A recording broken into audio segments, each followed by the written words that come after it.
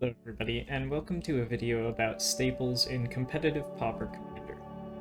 There's been a lot of discussion about staples in this format recently from a lot of content creators and podcasts and so on and so forth. Some people think that staples exist in this format as they do in any other. Some people think they don't exist at all.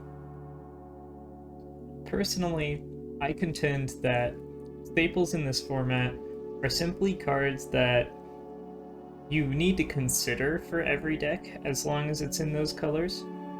They are strong cards that can generically go into most decks in that color, and if you're not running them, you should probably have a justification as to why you're not playing them. But they're definitely not required like they are in some other formats. These staples are based on my opinion. There is also a staples list, which I will link down below, that is based off of the statistical data pulled from the deck lists on the competitive Pauper EDH database, I believe. So to start with, we'll talk about white cards. Generally, in Pauper Commander, white is a strong support color that offers a lot of protection. You get effects like Benevolent Bodyguard, which can help to protect your creatures.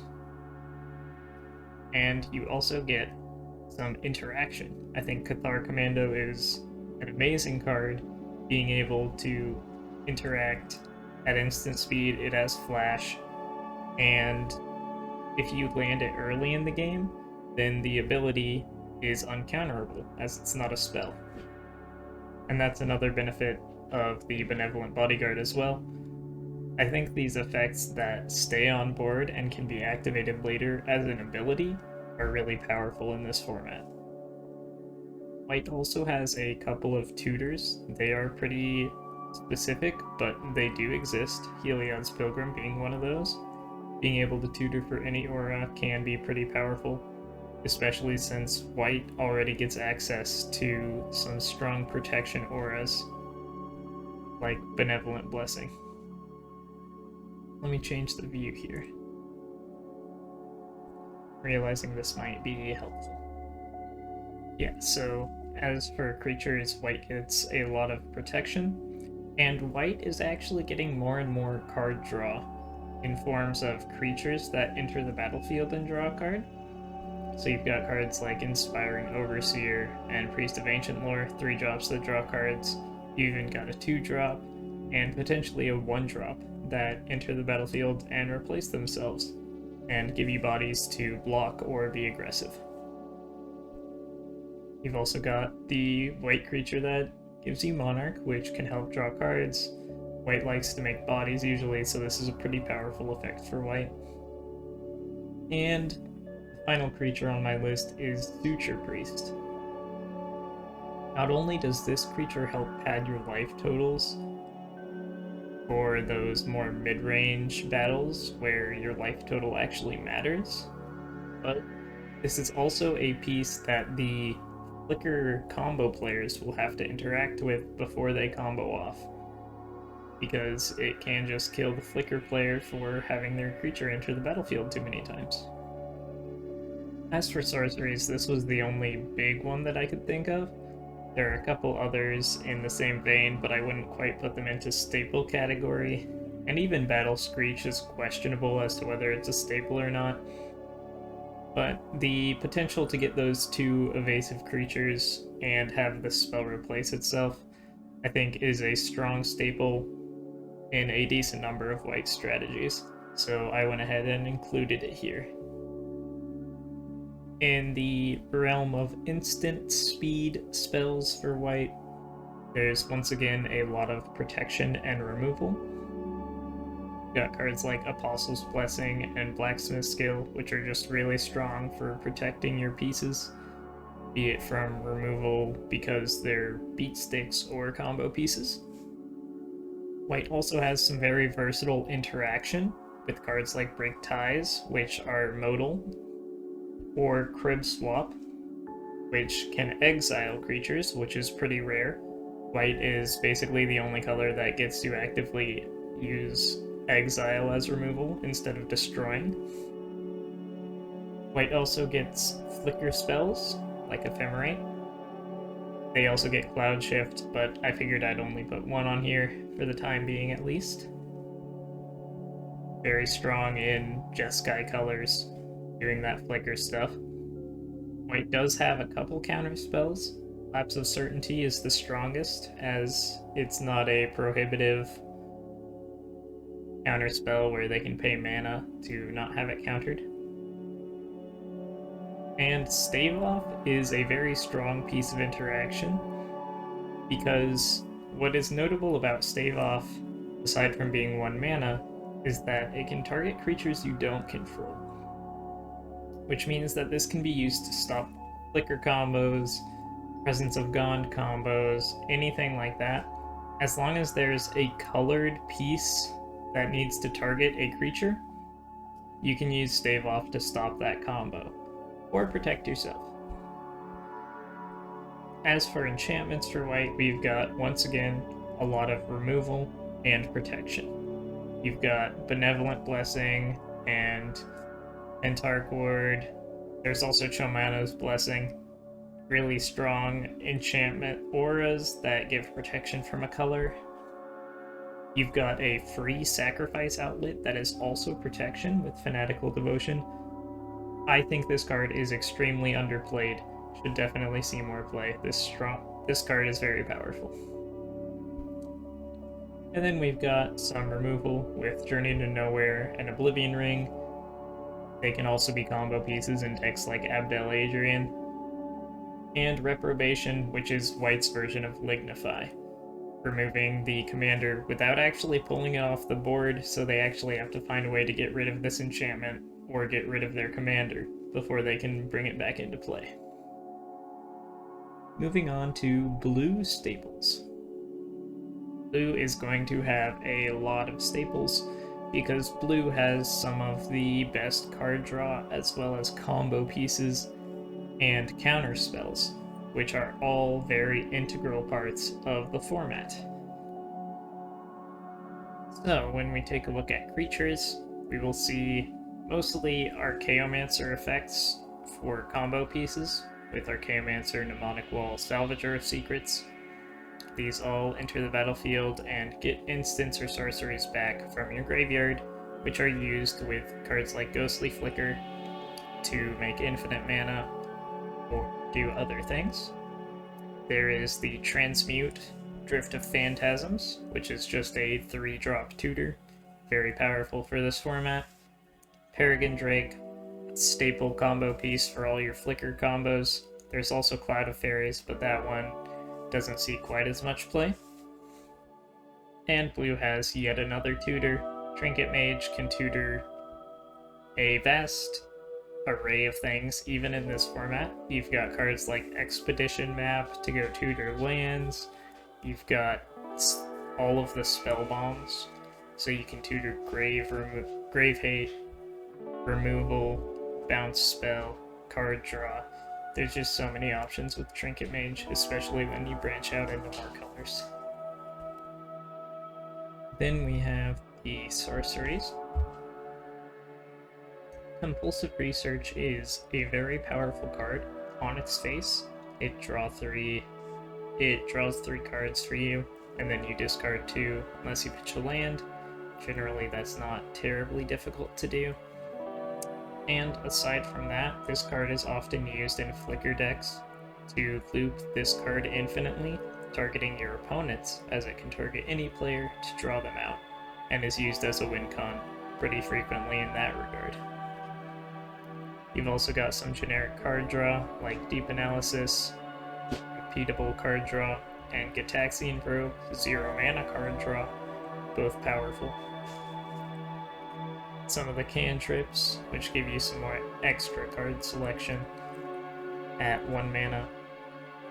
Merchant Scroll, which is a strong tutor that can tutor for interaction or removal, card draw, any of that stuff.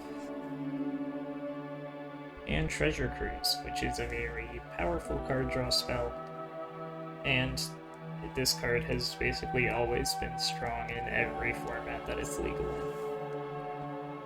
And then we get to move on to instants. Instants are very much where blue is going to shine. So you've got a lot of the most powerful counter spells in this list, like Arcane Denial, which allows you to draw a card to replace itself, as well as helping somebody else to draw two. This can be a good thing or a bad thing. But generally, if you're stopping somebody from comboing, having them draw two cards at the next turn can help them have interaction to stop the person who was sandbagging their combo until everybody wasted all their interaction. So this can help stop two combo attempts in a row in the same turn cycle. You've also got classic counterspell and Deprive, which is counterspell that you can loop with Mystic Sanctuary, one of the staple lands. Dispersal Shield, which will basically counter everything you need it to, as long as you have like a mana rock in play. And I think Negate is a very, very powerful counterspell in this format.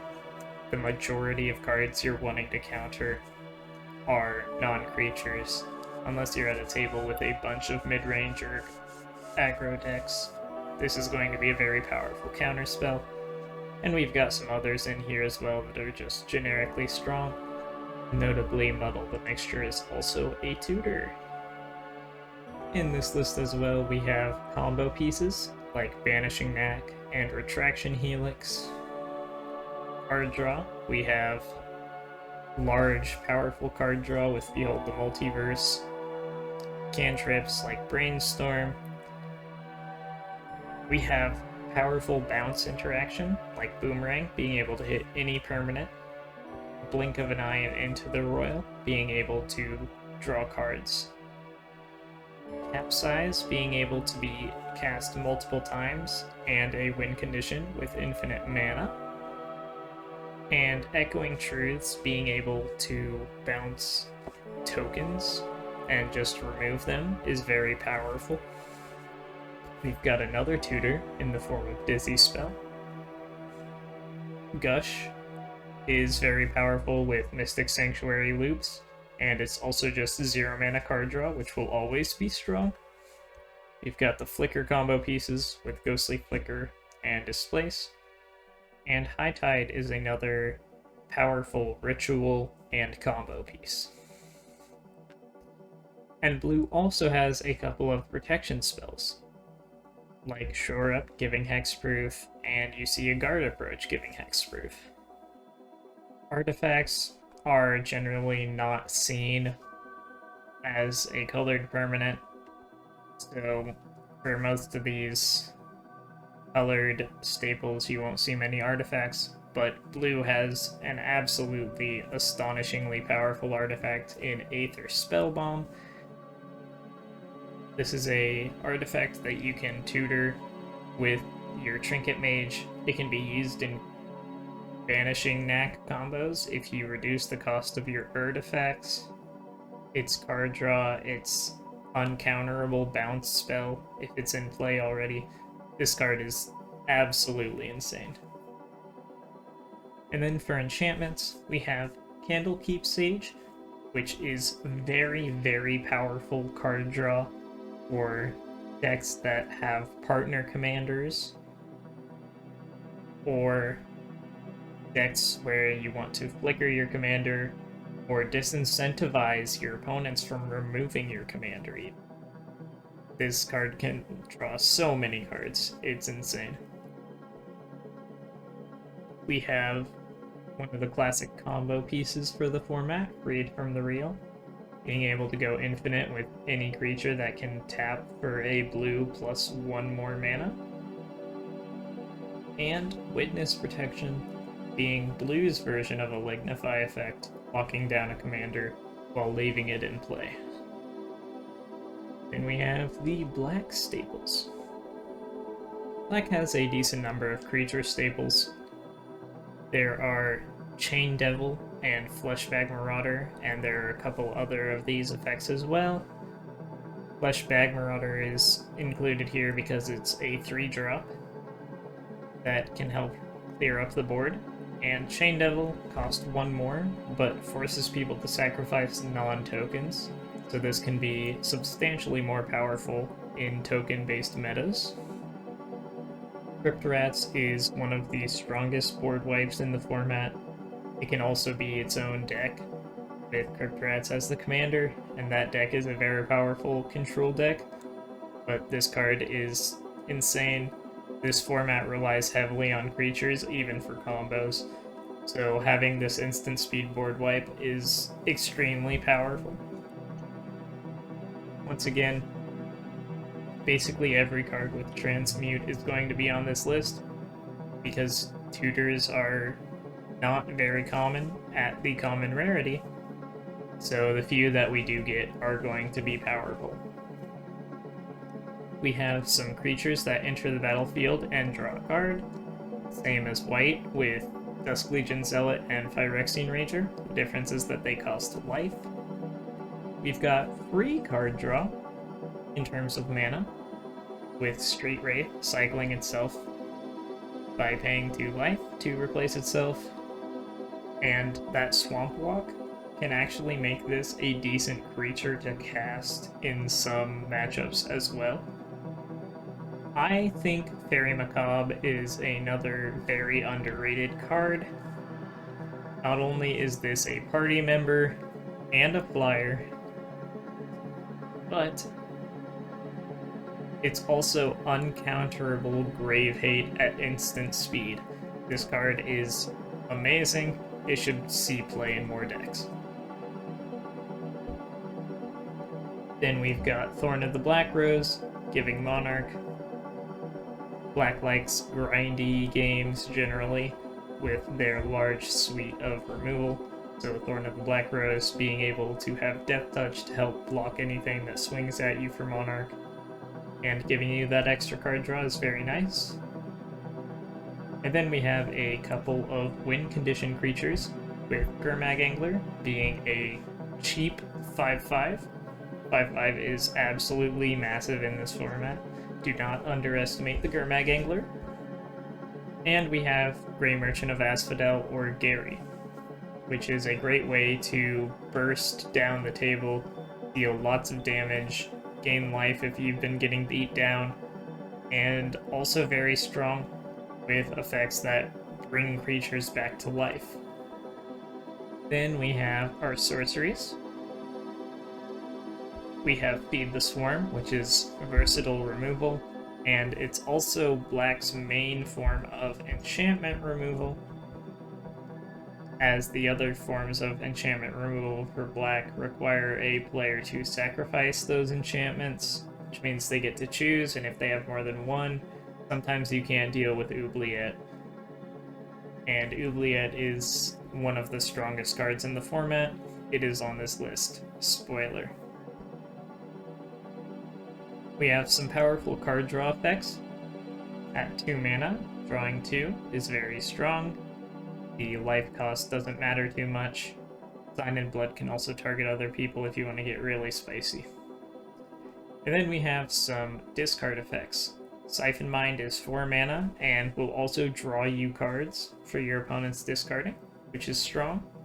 And Tassiger's Cruelty is essentially 1 mana each opponent discards to, which is also very, very strong for that mana cost. At instant speed, most of what Black has is removal. You've got 0 mana removal with Snuff Out, you've got Go for the Throat and Vendetta. Black has a large swath of other instant speed removal spells that you can dig into, but I think these 4 are probably the strongest. But once you start going into 2 mana or even 3 mana removal, Black has an insane amount of options, even just Murder if you really want to play 3 mana removal. Black also has a Transmute card that is also instant speed Grave Hate, very strong.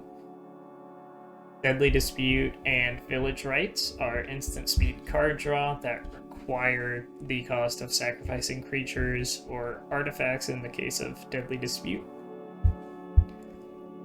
And we also have the Undying Malice and Undying Evil effects that can bring your creatures back whenever they die, help you get extra ETB triggers with Gary, or just protect your creatures in general. Now, one important thing to note is that there's a decent amount of removal in black that targets non-black creatures, which makes win conditions like Gurmag Angler or even a Street Wraith that much more powerful. Black actually has a lot of artifacts in their color identity.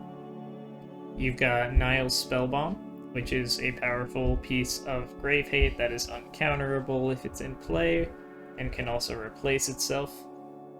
Executioner's Capsule, once again uncounterable removal once it's in play. It is expensive, but it's very powerful. Cranial Plating is a very strong win condition, especially if you have an evasive commander. This can help you take people out in 2 to 3 hits with commander damage, not to mention just the damage that it deals in general. Being able to move itself at instant speed and work around blockers. This card is a very defining win condition in the format. And Blood Fountain is a card that works well with Cranial Plating, as it makes 2 artifacts, itself and the Blood token, and it also gives you a bit of card selection and recursion, which is valuable. As for enchantments, we've got one of the most defining cards in the format, Oubliette. Whenever this enters the battlefield, so first off, let me change the printing here so you can read the card a bit better.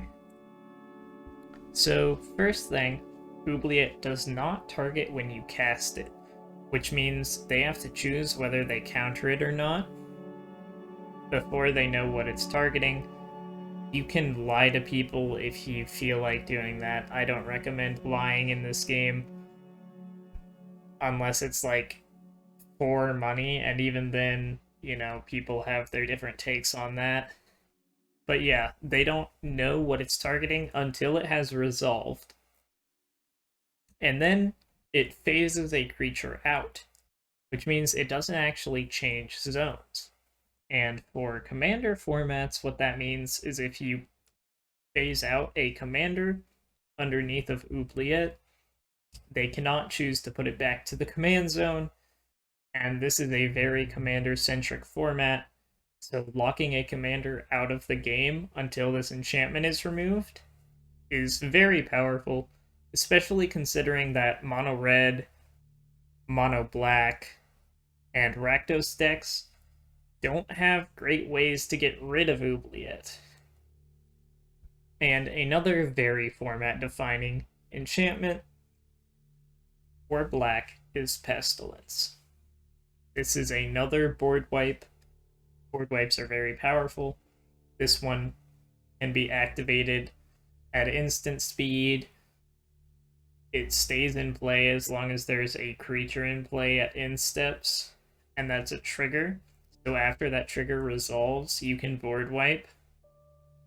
And while the cost to activate this does require you have multiple black pips, generally you only need 3 to 4 activations to clear the board.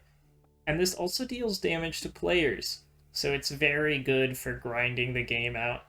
And this can just completely take over a game if it resolves. Next up, we have red staples. In terms of creatures for red, you have the Monarch creature. There's basically a Monarch creature for every color, except blue. Blue doesn't really need their Monarch creature as much. Monarch is just powerful. I'm also now realizing that I should have put the initiative creatures in this list. So any creature that enters the battlefield and gives initiative is also very powerful. Those are newer, so I kind of forgot about those, but I would definitely recommend playing them if you're playing Monarch creatures. That's what your deck is built to do.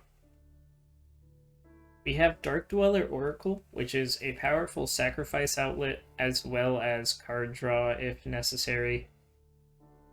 This really depends on the deck, but in the decks that you can play this card in, it's astounding. We have the Reckless Fireweaver effects that deal damage whenever artifacts enter the battlefield under your control. And we also have Witty Roast Master, which is an Impact Trimmers effect. I think I forgot Impact Trimmers on this list, but that would also be a potential staple. These are all just cards that help red with the proactive beatdown, damage, win condition. As for sorceries, we have Cleansing Wildfire, which is land destruction that cantrips itself, and you can also use it with the indestructible bridge artifact lands that you control to use this as a ramp spell that also draws a card, so that can be pretty strong. And we have 2 mana draw 2. As we said before, it's strong in black, it's also strong in red. You only draw those cards temporarily, is the drawback, instead of paying life. But this does let you play lands, unlike some other impulse draws, and it's a good card.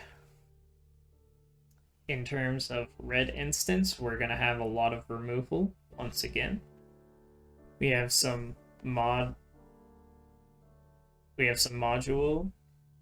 removal with a braid.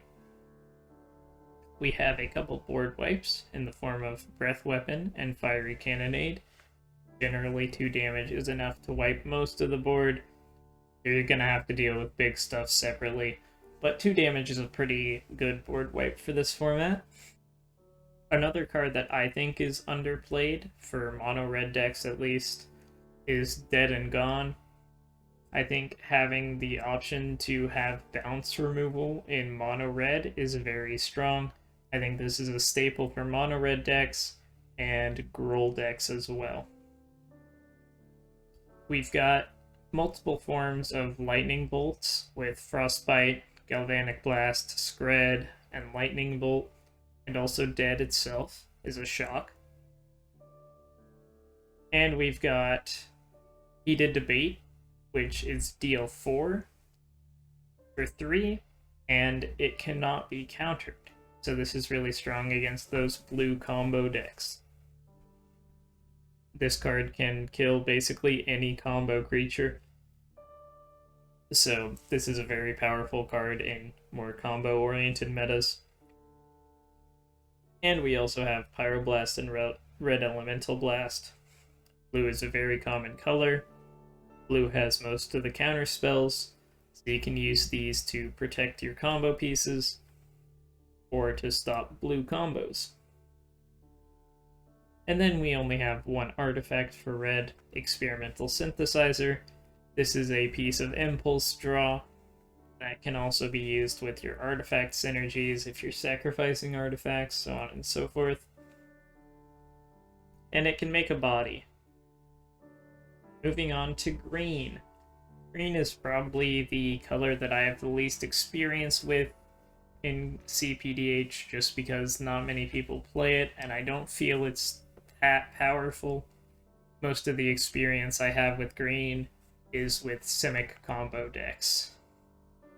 But while the mana dorks such as Llanowar Elves that just tap for a green don't see much play, Arbor Elf does, because green has enchantments that can make lands tap for more than 1 mana, so often Arbor Elf is used alongside Freed from the Real to make infinite mana, as well as just being a stronger mana dork. And if you want to play a real mana dork, Llanowar Visionary is a very strong one, as it's a bit bigger of a body and also replaces itself. For sorceries, green just has Ramp. They've got Cultivate, getting 2 basics. Farseek and Spoils of Victory can tutor any land with a basic land type. Farseek can't grab forests. This is most commonly used to grab a Mystic Sanctuary or a dual land. And you've also got 2-mana ramp like Rampant Growth, Nature's Lore, so on and so forth. And then at instant speed, green has a bit of a toolbox. So they've got cards like Crop Rotation, which can be used to hit instant speed Bajuga Bog to interrupt combos that require the graveyard. It can also be used to get even cards like Quicksand to act as a removal spell for attackers, or Mystic Sanctuary once again, or even something like an Opal Palace. We've got Fog Effects. I think Moment's Peace is probably the best of these, as it is reusable, and you can use it if you are forced to discard it, or if it's milled. You've got recursion effects, such as Reclaim, which can also be used in combos, and looped with certain things. You've got removal, with Return to Nature, modal removal, similar to Break Ties for white. You've got protection spells. Tamio's Safekeeping can be used to protect any of your permanents.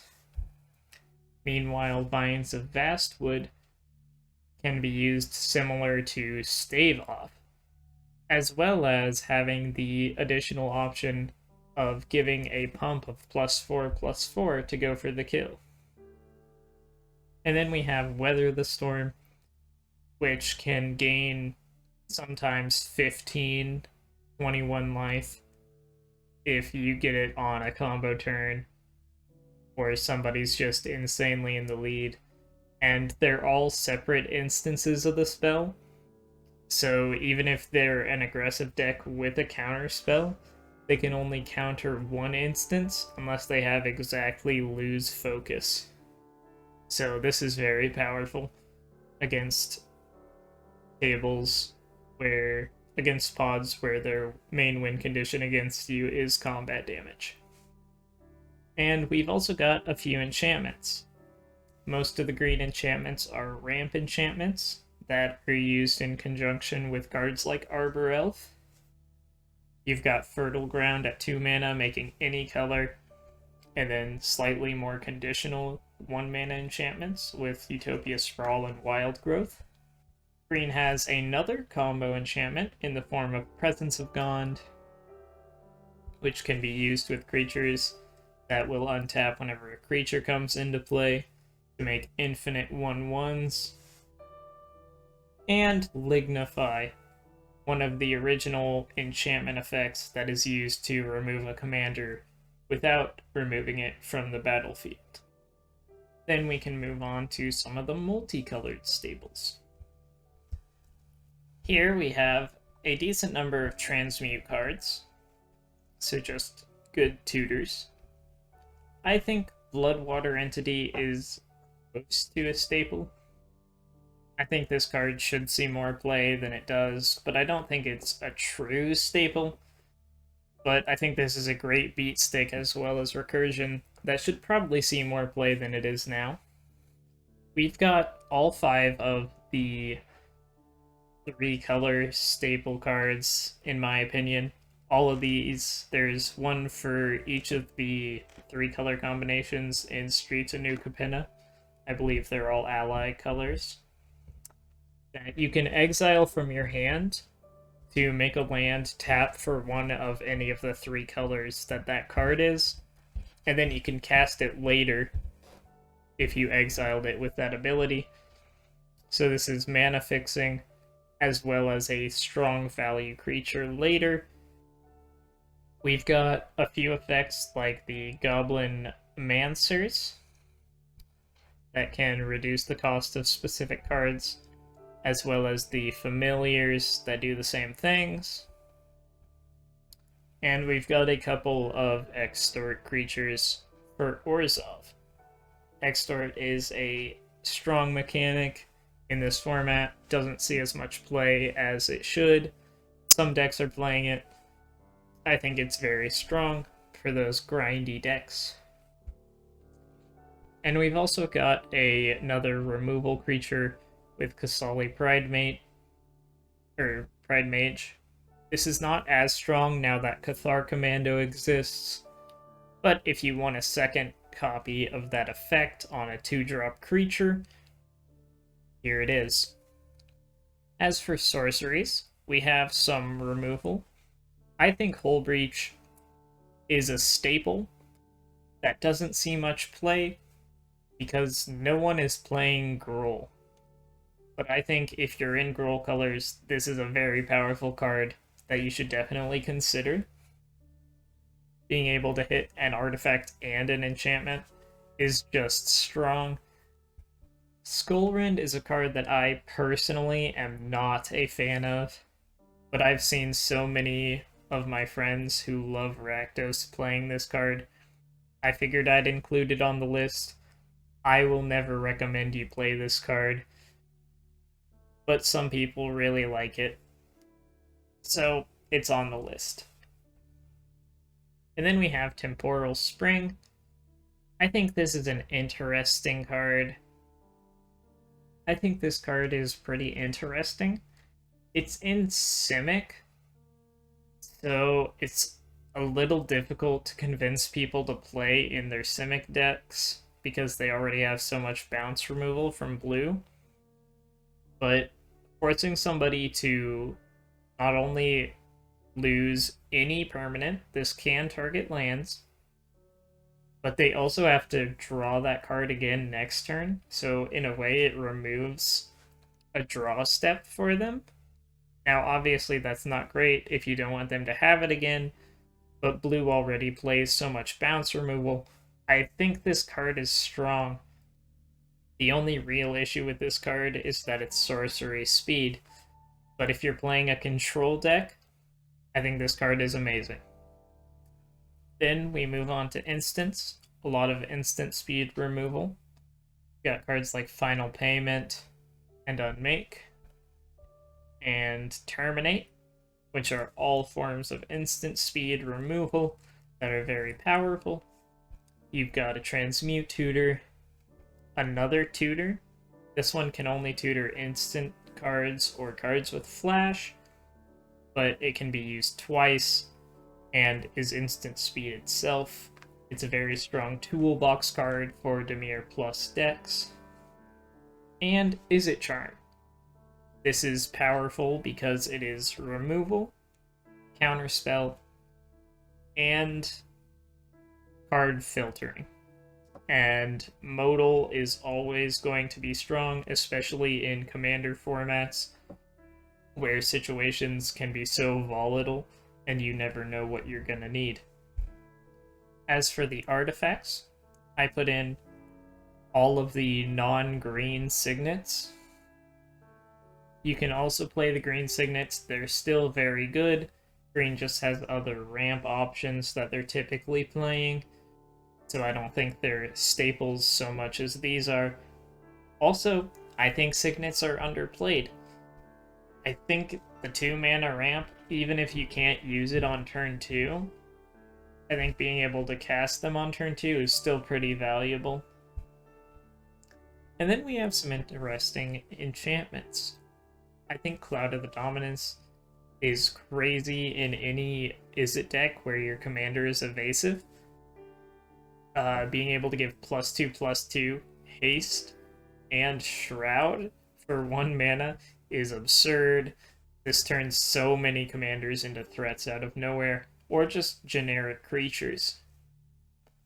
Then we have Quicksilver Dagger, another Izzet enchantment, which allows any creature to become a pinger, and you get to draw a card whenever you activate that pinging ability.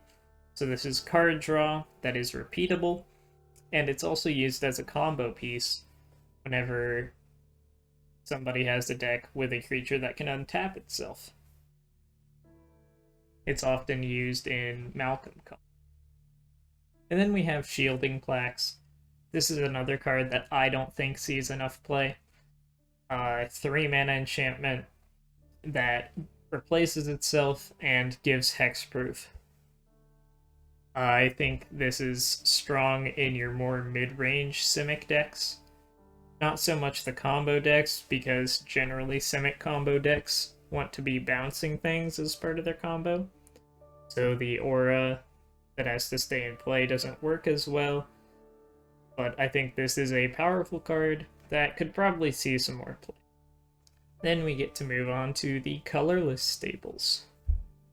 Skyscanner is another creature that I don't think sees quite as much play as it should, especially in monocolor decks that are hurting for card draw. I think an evasive creature that replaces itself is strong. It can also just block flyers, which is pretty important. And we also have the colorless creature that gives Monarch, very powerful, sees a lot of play, just because a lot of decks love that Monarch. And then, as expected, we have a bunch of artifacts.